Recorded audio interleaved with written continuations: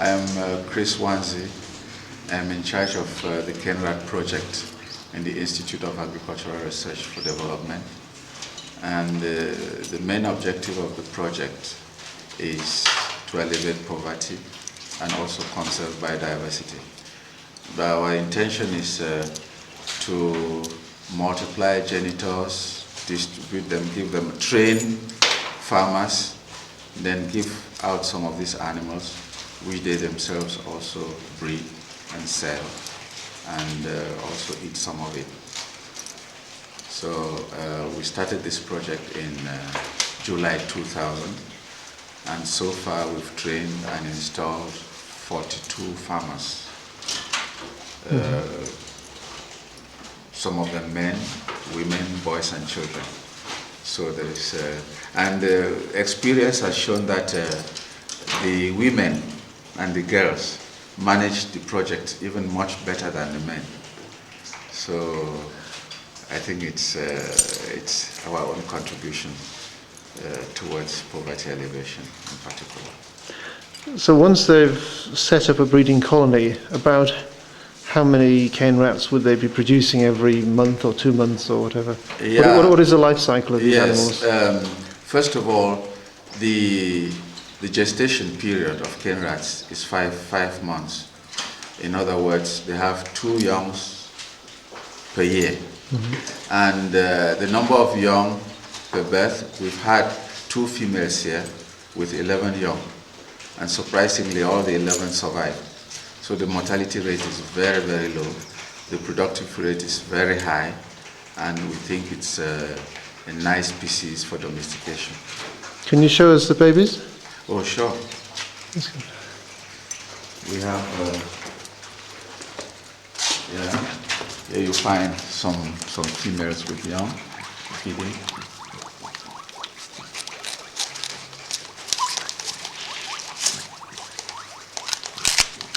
You can also snap this one.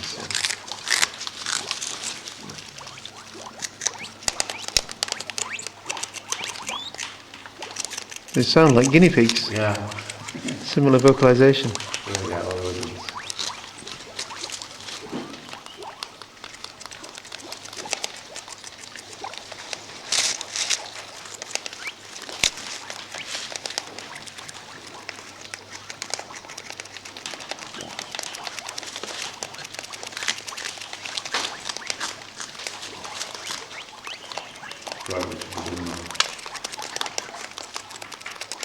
You can take a photograph of this female while it is feeding.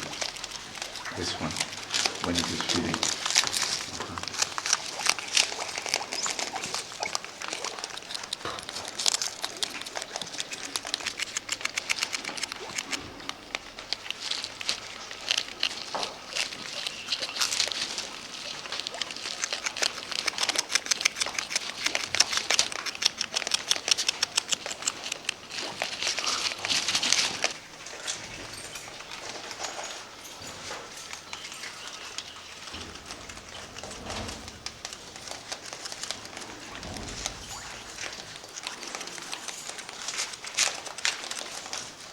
Here other than the forage which we give the animals, we also give them concentrates made up of corn and feed pellets.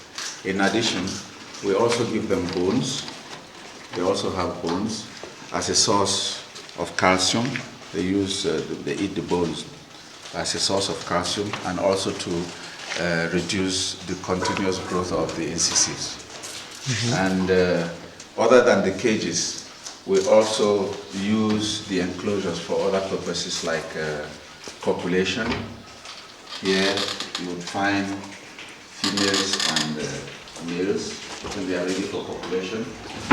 We put them in here.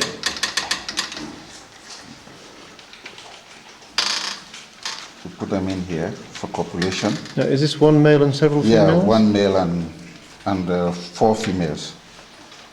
So, no, five females. That's a group. Does that mimic the social structure in the wild? Yeah, that's not the social structure. But we feel that we can easily deal with, the male can easily deal with 5 females, because If there are too many, we may not have enough energy to copulate with all of them. So the ideal number of animals we have so far is 1 male and 5 females. So after 6 months, we'll conduct a gestation pregnancy test, and those which are pregnant will be isolated in these cages, where they will live in the cages until they have young ones. And in terms of animal welfare, I can see that these cages are very similar to what many children keep rabbits in. Yeah. Has their behaviour changed over the generations of being kept in these cages? Oh yes, they behave more or less like rabbits, because we, at this stage, even from their behavior, we don't even consider them as wildlife any longer, but they are more or less domesticated animals, because they accept man. They are not wild, and you can even touch them. They seem very calm. They are very calm. They just behave like rabbits now, and it's just because they've been used to man, and so they are more or less domesticated. Really. And they've got a wire floor to the cage. Do you see any sign of having problems of living on a wire floor? No. We haven't had any wounds so far. And those would have been the only signs if we had wounds. But they move on the cages without any problem. And so you just have to sweep out the... We sweep this out. And we use the cages, the wires, because in order to let out urine. So when the urine passes out, it slips down. You just swill the floor down with a every morning. hose? Every morning we clean the floor and the cages, and then renew the food on a daily basis. Just show us the corn. Yeah. As I told you, we know that in the wild, these animals are herbivorous. So what we do is, as you find here, we have corn and feed pellets, which we use as complements to the food we give them. So every morning we give them corn, feed pellets, and forage, which is mainly Penicitum, elephant grass, and Tripsacum. That's what we use, or Guyana grass. And that just grows around here wild, or do you... And what we do is, since we don't have enough in the wild, enough of the forage in the wild, we've had plantations, we've had a forage farm very close by, which we now use to feed the animals when there is a scarcity in the wild. And what would it take, do you think, to have this project go nationwide? I think I should say it's already nationwide.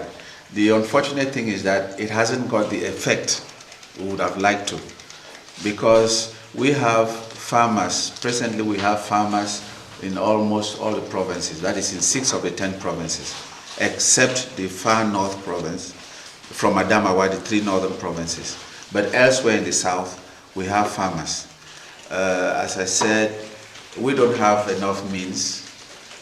Had it been we had enough means, I think the entire nation would have had an effect on the project.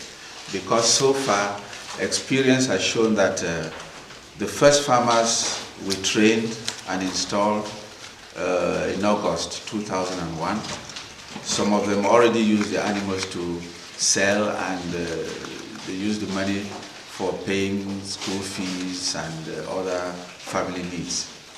And of course it provides an alternative to the illegal bushmeat. Exactly.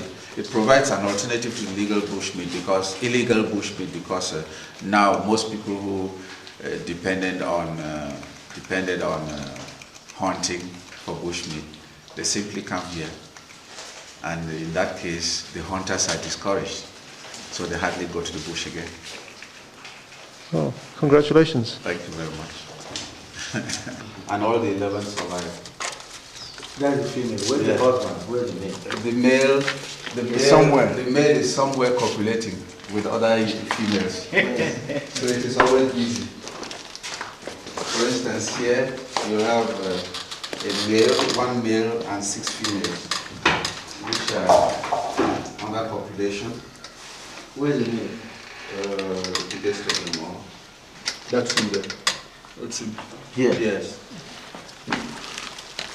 That's the male. They don't become too big because they are kept in captivity, probably. No.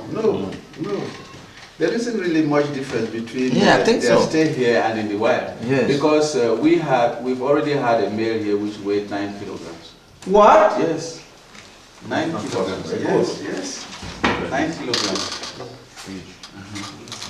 What I've been considering about mine is to do between this and nature.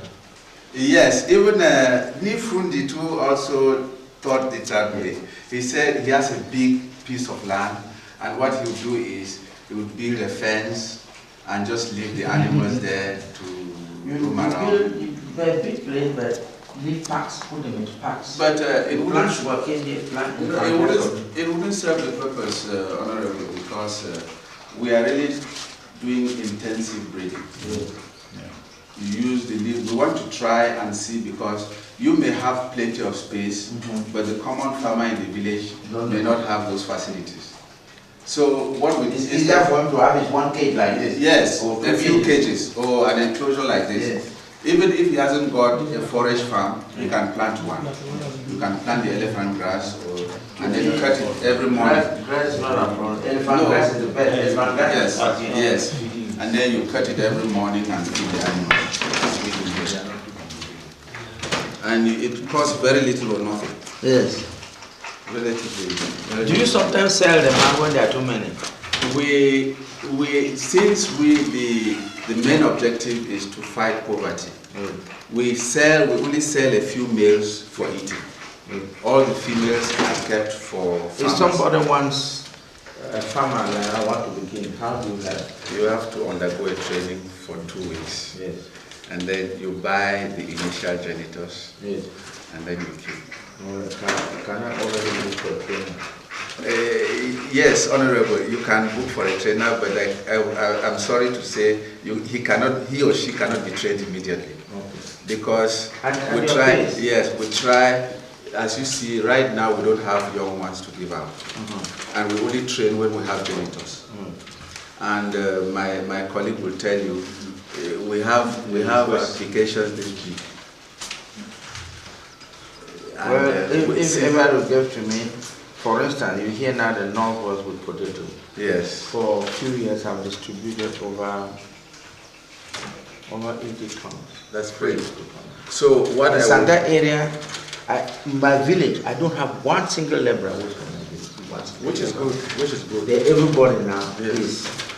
I'm telling the things now a bit to the warmer area like Mancon, but where they say it doesn't grow. I say no. No, Everything grows in Cameroon everywhere. So- Might grow at different rates. So what I will advise you to do is probably before you go home, you go back, you just write a small application. You're a farmer, and you're a farmer, expert farmer, and this is a farmer laborer who can do in the office. Okay, that's the truth. You are not at a level, but what you spend years and years studying. This one looks quite big. This is a male, eh? No, they're all these ones you find in the cages now. Yeah, they are all pregnant females. All. That's what they are all pregnant females. So that this is a pregnant female. And all this, I don't get frightened when they see you here. No. They would have been panicking, but you see, it is eating with ease. They are not frightened. You see them; they are all eating. They just behave like rabbits. Dogs. Why these bones? Well, we give them bones for 2 reasons. One, as a source of calcium to build bones, since they are not in the wild. So to make sure that they have enough calcium to build their bones, we give them this. I know the incisors of rodents, they grow continuously. So they also use them to maintain Can they eat this? Yeah, but that is what That's a surprising thing. That is a jawbone. That is what is left of the jawbone. They eat them. Like for instance, if I were at home now, when they slaughter a cow, small Exactly. you just give the fresh. When it's still fresh. No, it is good to dry it. Oh, first. Yes, you So dry it it doesn't first. get rotten and my God. Yeah, exactly.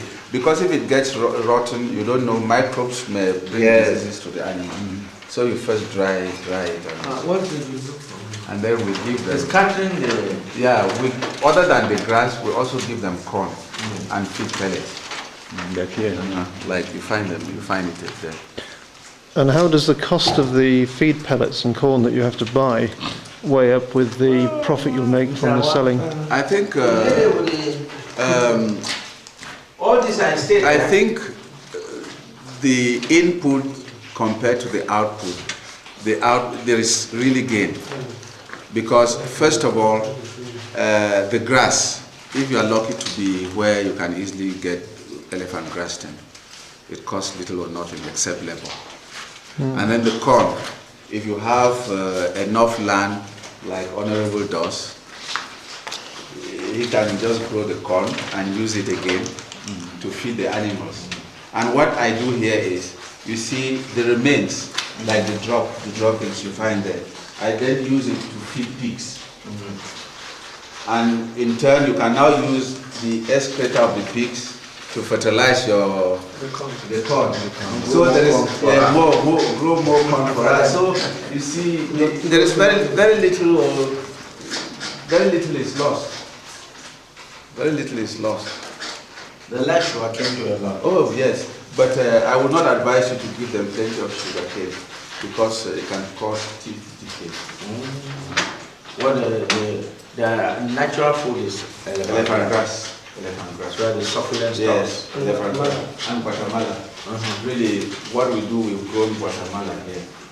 I've got my first Guatemala curtains here in many years. Yes, since we cannot have elephant grass throughout the year, we also plant Guatemala. I will send in the family. Particularly the dry season. Yes. And this is probably today. No, generally they eat almost everything Yes. that is not toxic. Yes. Anything. They're like animals. Yes, All the anything. grasses we eat. Sweet potatoes, cassava, they eat them. Cocoa, Cabbage. yes, cabbage. Anything which you feel, you know it's anything plant. Besides, even We who grow bread with our milks. uncles who were hunters. To get to the bush, we are desperately sick with what belly ache especially ailment. You see any fruit that ordinary ants are walking on it, You know it can kill. just eat it. And you are such fruits are very bitter. Yes. Very bitter. That's a wonderful antitoxic for most poisons. Even caterpillar, you see caterpillar. Because anything which is toxic, no ant, no fly. No fly can get No fly will settle on it. Yes. That's why they say use vinegar in driving flies and. I said, look, this one is very big. They don't They fear. don't- No. No, they don't feel No. Now, and there's a woman, they're in state not so. Pardon? They're in state. Yes, they are pregnant. All these ones you find now, all the animals you find in cages are pregnant. All. We have 20 something That's for water. Yeah. One is for water. We leave only one in each cage. Yes, Oh, because yeah. they are pregnant. Oh, you're not here. I know you researchers. So dedicated. It's not even easy to move. Now, what I do is an application where I'm but I cannot assure you. No. But you have somebody trained before the end of the year. I'll just write one on your behalf. I'll just write one. Oh. Look.